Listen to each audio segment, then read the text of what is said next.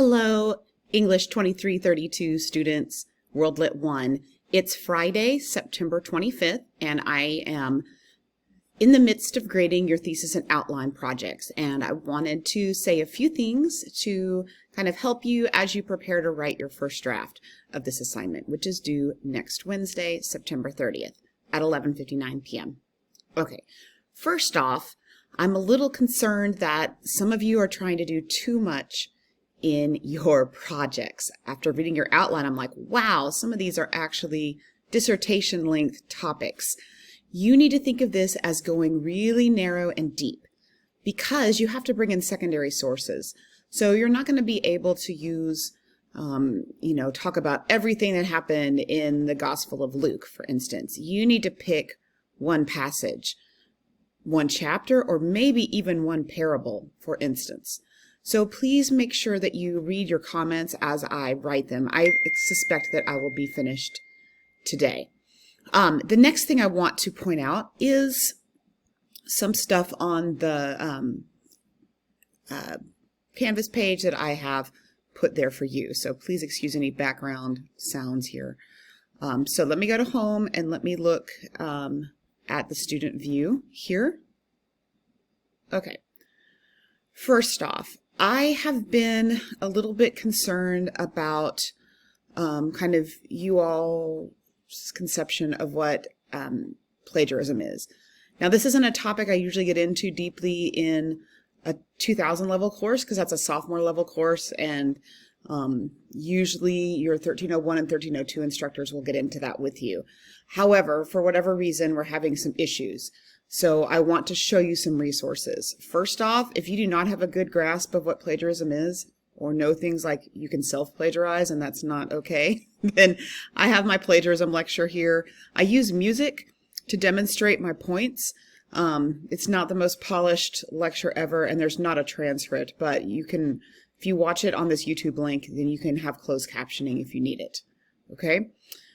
So that's one thing. The other thing I want to show you is how to figure out if you might have a problem. So I'm in the student view, and I just submitted a paper as my fake student, Gertrude. You can see Gertrude has not been doing a lot of her work. She has a lot of missing assignments, but she did turn in her first draft literary analysis right here.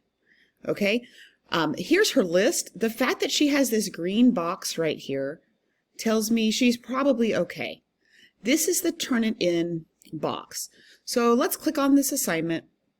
Now, I haven't done any feedback on this assignment. If I had, you would be able to see it by clicking view feedback here. And please know that when I grade your first drafts, I am reading them and will be making comments, a lot of comments probably. So make sure that you look at that. Here's my paper, and then let's click on Turn It In, which is something that I allow you guys to see. This will take you to the Turn It In site, and it will show you what I'm looking for when I get suspicious about a paper. Okay, so here we are at Turn It In. It's loading up my paper. I just turned in this paper just like a few minutes ago. So it's nice. It's already run its plagiarism checker. And I have the kind of settings, if you will, on Canvas turned on to give you an immediate feedback. Now, immediate in Canvas land might mean a few minutes. Okay. See this bar over here in red? This is my percent of non-original material. Okay?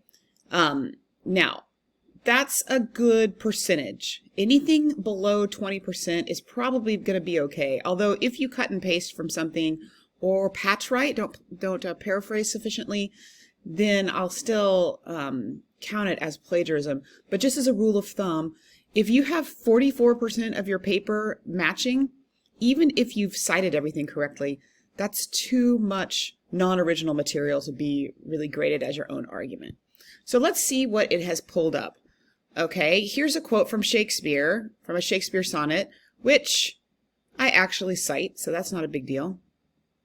Let's see what else it's going to tell me. Okay, the first words of the play are Orsino's. That's not original enough for me to worry about. So you can see that everything here is pretty much okay. It didn't actually find some of my quotes, but you see that I have labeled them correctly. Okay. So that's just an FYI. This purple stuff is grammatical. I sometimes trust it, sometimes don't. So like here, yes, Epiphany is a holiday, but I'm using it here as like a revelation. So anyway, you can take some of that with a grain of salt. And then it didn't even pull my quotations, which a lot of times, my citations, a lot of times this will pop up in the plagiarism checker. But you can look at it yourself. So if I'm concerned about my level of academic honesty, and I click on this Turnitin report from my side as a student, and I look through it, and I'm like, okay, I don't think there's anything bad here. Okay. If you're worried, I would make sure you submit assignments with enough time to fix them. So if you're popping up as a yellow, for instance, that's a big red flag. You need to go and look here, see what's going on. Just go ahead and use a direct quote. That's the safest thing to do. If you have too much quoted material, but you've cited it properly, that probably means that you just need to do more analysis of your own, and that will balance out the percentage. Okay, back to, let me get out of that. Back to this. I have put on here on Canvas in the modules an example. It's this paper that I was just kind of sliding through. An example lit analysis paper that is the same length that you guys need to do. Okay. And this way you can kind of see, you know, if I were a student in this class, this is how I would write. Now, obviously, I would not have written like this when I was 18 years old. But it will show you the basic format. So here's how I introduce. Now, you don't have to do an epigraph. This is an epigraph, but that's what it is. You see I have a title that is specific. You can see how things are quoted if they're longer than, if it's poetry or a play, if it's longer than 2 lines, I need to block quote it like that. I did put pictures in. You don't have to put pictures in. I was talking about a different dramatic interpretation, so that was just kind of my evidence. You do not need to do that in this project. You might need to in your final one. And then I have a works cited here, and so I'm going to point out this works cited. There's a couple of things here. See this Ann Barton reference? That's how to cite a chapter in an anthology. The Riverside Shakespeare is an anthology. Okay? Or you can look down here to my Shakespeare citation. This was in the Norton Anthology of English Literature. You guys are doing world literature, but it will be very, very similar. Because it's a poem, I'm going to cite it in quotes because poems are short. If it's a long thing like a play, you see down here, I've got it in italics. This little dash, dash, dash, dash just means that the author is the same as what was given above. And then let me point out how to do an academic article from a database. So see the Shulkwick, David? The Discourses of Friendship and the Structural Imagination of Shakespeare's Theater, Montaigne, Twelfth Night, de Gournay. Okay, this is how to do a journal article. You can find this information on the MLA site. You can also find it on Purdue OWL. I would really, really caution you against using citation generators like EasyBib. A lot of times, unless you have paid for the kind of pro access, it's going to mess up because, and I don't mean to be insulting here, you guys just don't know enough about what parts are supposed to be in what place to know if the citation looks correct or not. And it always does something really weird and funky, and I can always spot it. So I would just go ahead, either follow my examples here, or go on Purdue OWL, PURDUEOWL,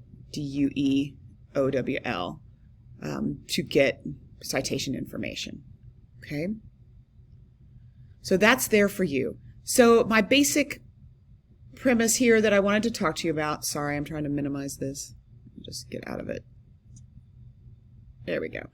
My basic premise here that I wanted to talk to you about is to go ahead and make sure that you have a narrow enough topic. Okay, some of you are too broad. So read your comments on your thesis and outline. I'll be done by later this afternoon.